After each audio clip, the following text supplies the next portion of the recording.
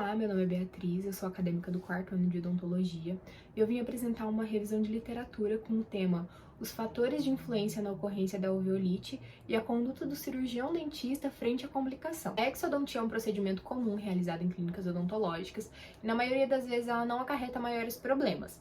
Porém, alguns pacientes podem apresentar algumas complicações, e sendo uma das mais comuns a alveolite. Um estudo apresentou que a alveolite acomete 3% dos casos de exodontias rotineiras, e esse percentual pode chegar até 30% quando se trata de molares impactados.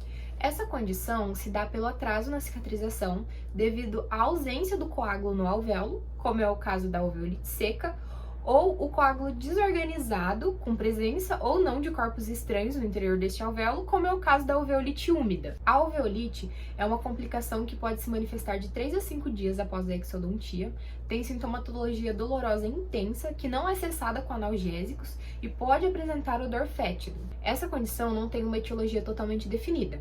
Ela é descrita como uma complicação multifatorial e por isso é importante que haja um bom planejamento do caso, além da eliminação dos fatores de risco de acordo com cada caso, para que assim haja o favorecimento da cicatrização. As extrações traumáticas são citadas como grandes influenciadoras no desenvolvimento da alveolite, devido à compressão do tecido que circunda o local da extração, favorecendo assim a cicatrização retardada. Além disso, a extração de terceiros molares inferiores se caracteriza como fator influenciador nesse processo, devido à menor vascularização e maior densidade óssea da mandíbula.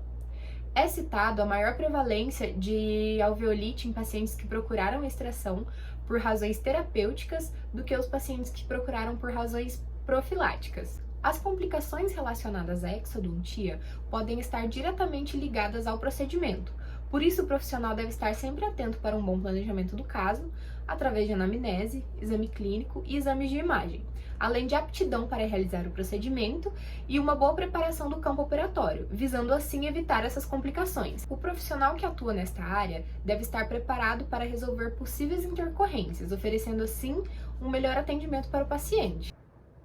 No entanto, devido à não especificação da causa da alveolite, a prevenção é a conduta mais adequada e é empregada através de uma técnica cirúrgica correta, boa manutenção asséptica e um planejamento do caso para uma exodontia menos traumática, diminuindo assim as chances do acometimento da complicação. O digluconato de clorexidina 0,12% é muito indicado na prática da prevenção da alveolite, sendo indicado seu uso 1 dia antes e 7 dias após o procedimento.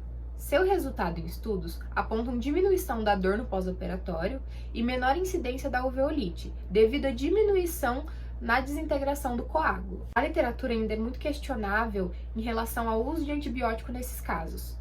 O cirurgião dentista deve avaliar o custo-benefício, pois por um lado ele pode prevenir a alveolite, mas por outro pode servir apenas como contribuinte para a resistência bacteriana. Em casos da alveolite já instalada, o dentista deve avaliar qual a razão da dor do paciente. Para isso ele pode usar radiografias. Após a confirmação do caso de alveolite, o alvéolo deve ser irrigado com clorexidina aquecida e em seguida preenchido com curativo obtundente. Devem ser prescritos anti-inflamatórios para controle da dor e o caso do paciente deve ser acompanhado.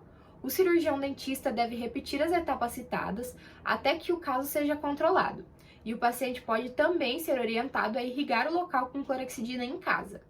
Através do trabalho apresentado, foi possível concluir que os fatores de influência na manifestação da alveolite são muito amplos. Por isso, o cirurgião dentista deve ser muito cauteloso e traçar um bom planejamento a fim de evitar a complicação.